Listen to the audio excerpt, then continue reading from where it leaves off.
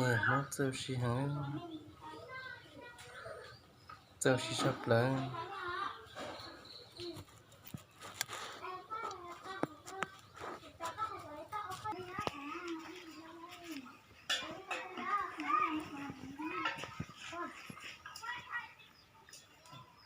này quá chi cho này ô tê tê tê bơ luôn đua này ô này nó đang nhảy dầu nó sao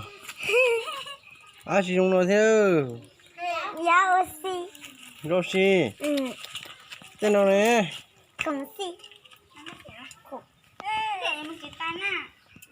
đua nếu nó nhảy dầu luôn đó nếu nói này ô tô in hôi thia ô này chỗ bạc chè yo à chị hôm nào ra hôm nào nó đua ấy cho ta nói này sao chè ô sao là ta nói thế này hôm nào không chịu nhau chè nữa sao nó là ta nó sao là nó theo ô con nó chỉ con nữa nó chỉ có bao nhiêu ô khó trông tờ nó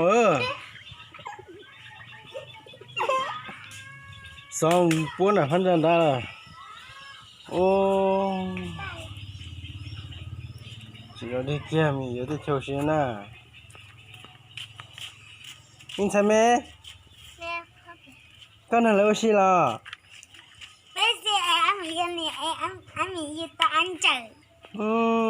chị ăn mì đi nhau chị nhau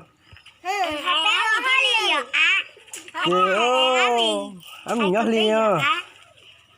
mình nhớ giờ để họ bé bé uống hơi lử tụi nó nhót ly nói tụi nó nhót hổng ly yêu tao tụi mẹ nó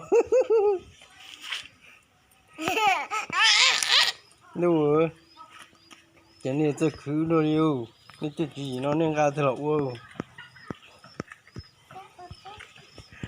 tên nói hả chị à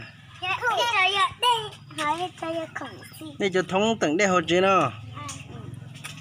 hả tên nào nè đây cho rau đây ra điện nó bắt thô giờ này chén nó này một tên nó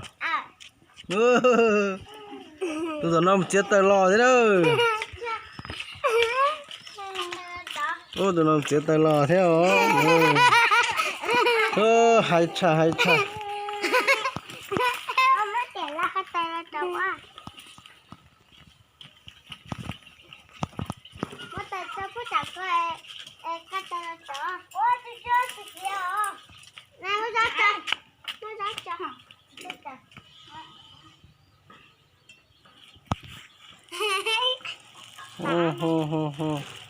nhìn nó nâng nó cho lò dễ ta va thế này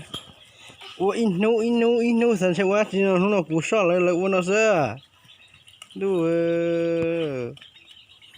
này cho mình giờ bố xí nó cho nó mà bố xí tao xả lô cơ